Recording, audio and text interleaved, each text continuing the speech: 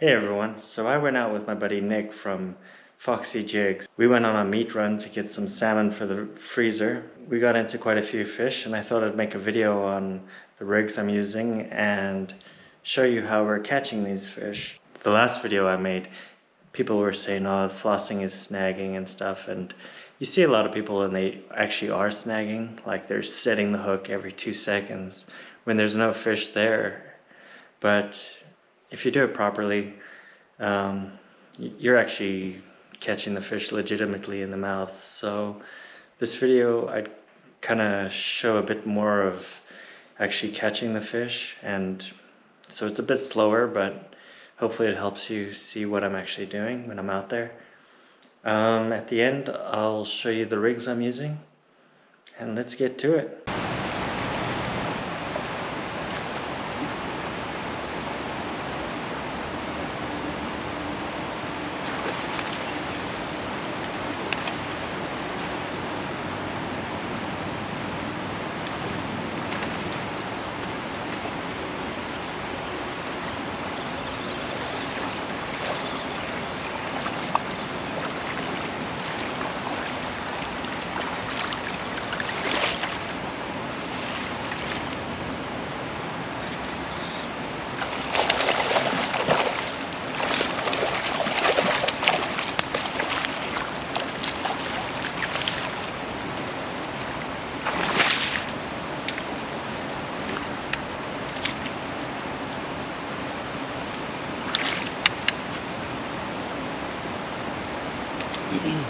First of the day, right in the mouth.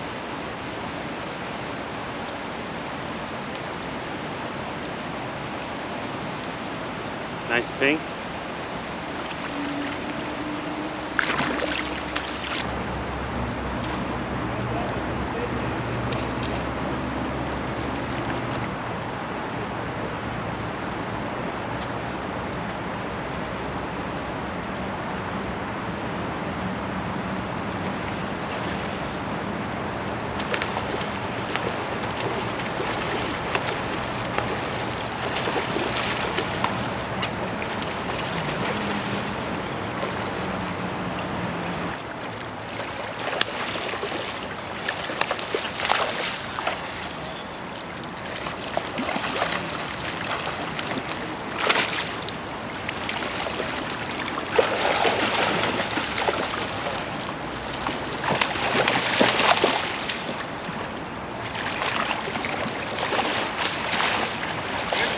Nice.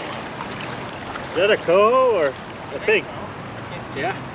If the tail has silver streaks in it, then yes. I think so.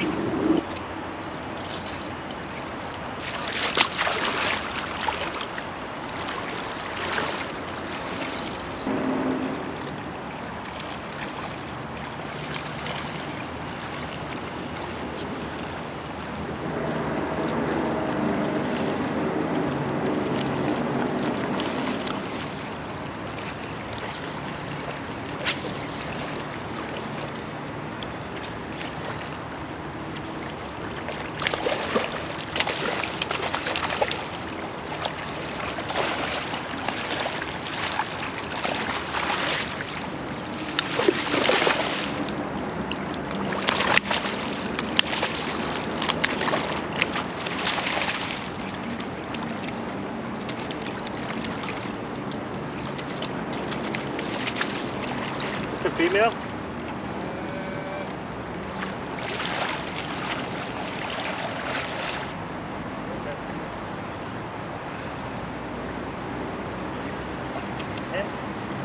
I'll keep it.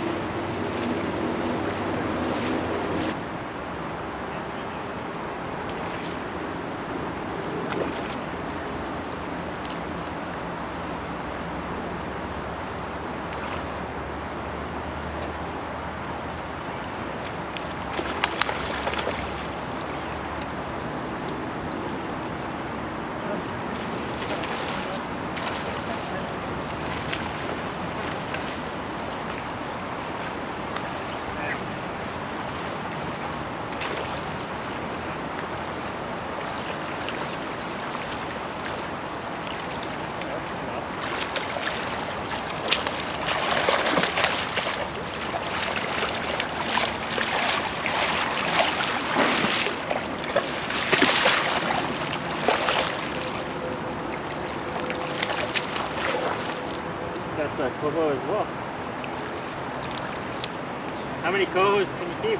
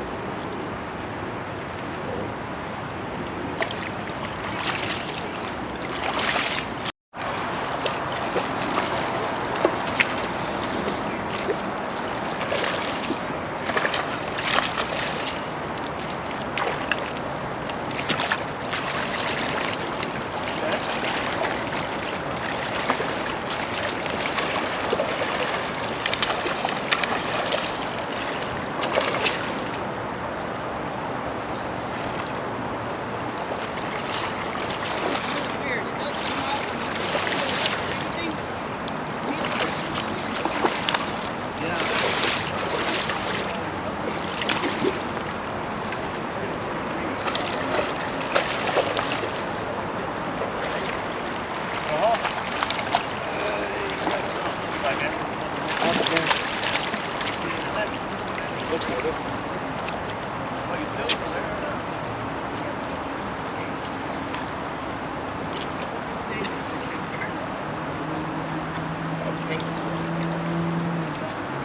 Pretty nice one. So while my camera was off, the battery just died. My friend Nick here from Foxy Jigs, he caught this massive fish. Looks like a big pink to me, but I don't know. It might be a Chinook. I don't know how the dots are on this. oh yeah, maybe a jack.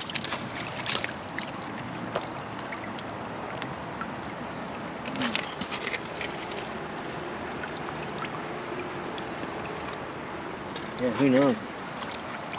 That's a nice catch, whatever it is. So I've got 5 or 6 feet of 20-pound fluoro.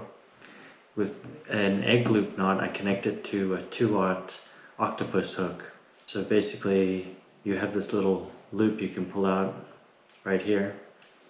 And in that loop, I take 2 pieces of this pink wool.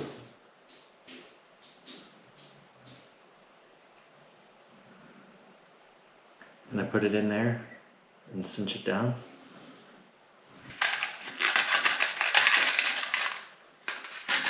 And then I take one of these corkies, which are the biggest ones I can find at the store. Basically, you want the corky to be smaller than the gap in the hook and the shank. So I just thread that on there. And if you're prepared, you have toothpicks. You just jam that in the end of the corky and break it off so that it stays in place. Now, a lot of times I don't have the toothpicks, so I just use a piece of tree or root, something like that, and just jam it in there. You just don't want that corky moving around. And then on the end I just tie a double surgeon's knot to make a loop.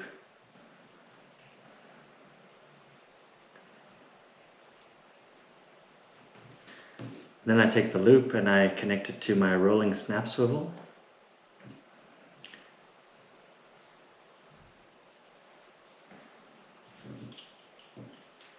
So I've got the snap swivel connected there. I've got this lead wire weight.